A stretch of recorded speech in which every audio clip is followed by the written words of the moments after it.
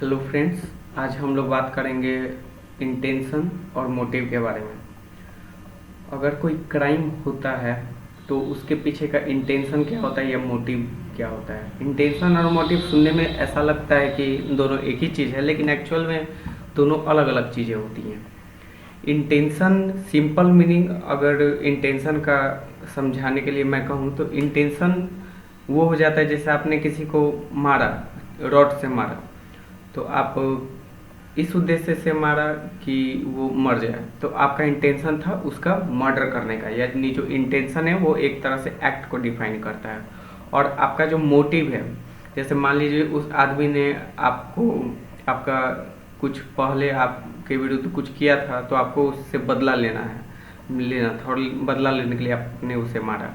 तो ये जो कारण हो गया है, क्यों आपने उसे क्यों मारा, तो वो हो गया आपका मोटिव, कि आपका मोटिव था बदला लेना। और चूंकि आपने उसे मर्डर करने के लिए अगर मारा तो आपका मोटिव हो गया, उस ये इंटेंशन हो गया आपका उसे उसका मर्डर करना। तो ये हो जाता है इंटेंशन, जो कि डिफाइन करता है एक्ट को, और मोटिव जो कि डिफाइन करता है आपके ऑब्जेक्ट को। यानी आपने बदला लेने के लिए मारा या आपने आपका अल्टीमेट ऑब्जेक्ट क्या था, ये आपके मोटिव को डिफाइन करता है। जैसे मान लीजिए किसी ने, कोई एक आदमी है दूसरे के घर में घुसता है और ब्रेड यानी रोटी चुरा लेता है। तो एक्चुअल जो उसका इंटेंशन था, अगर इस केस में बात किया जाए कि उसका इंटेंशन क्या है, तो ये देखा जाएगा कि उसने काम कौन सा किया।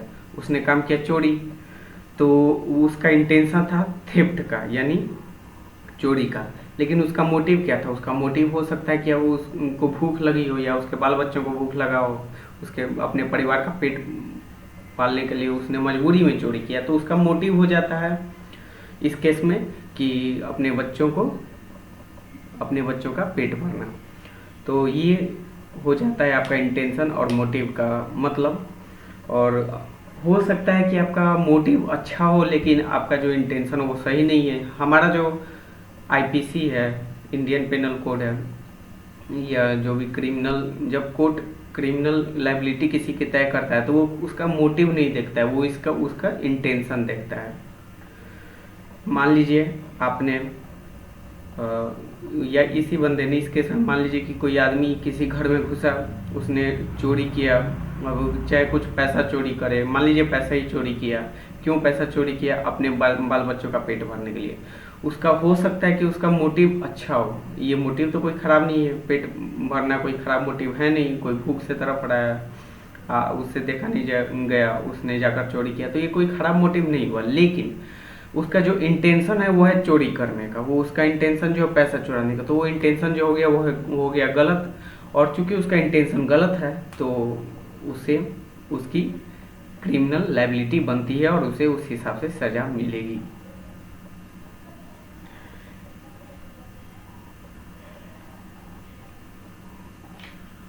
और यही जब आप कोर्ट में जाते हैं तो कोर्ट दो चीज़ें चेक करता है कि किसी भी क्रिमिनल का इंटेंट क्या था।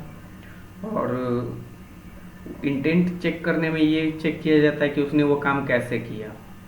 अब मान लीजिए किसी का किडनैप किया गया, तो वो किडनैपिंग जो हुआ ये चेक करके बताया जाएगा। अगर उसने उसका किडनैप किया है, अगर एक पर्सन ए ने एक पर्सन बी को किडनैप किया है तो उसका इंटेंशन हो गया किडनैप करने का। और मोटिव, अगर मान लीजिए मोटिव किसी का था बदला लेना, कि मुझे इसके पेरेंट्स ने मारा था, या अगर एक पर्सन ए को बी के किसी फैमिली मेम्बर से बदला लेना और उसके लिए उसने उसका मर्डर ये किडनैप किया, तो वो हो जाता है उसका मोटिव।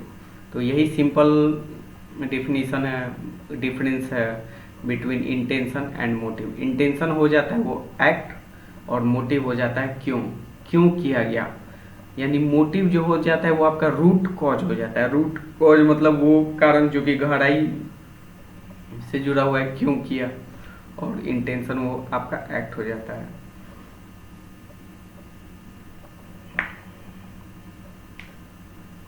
और ये इंटेंशन और मोटिव मेंस रिया को डिफाइन करने के लिए मेंस रिया मतलब होता है गिल्टी माइंड। क्या किसी क्राइम को करने में अगर किसी आदमी का गिल्टी माइंड होता है तो इन चीज़ों गिल्टी माइंड है या नहीं है, इन चीज़ों को चेक करने के लिए उसका इंटेंशन चेक किया जाता है, मोटिव चेक किया जाता है। तो इन चीज़ों में हमारा इंटेंशन और मोटिव काम आता है।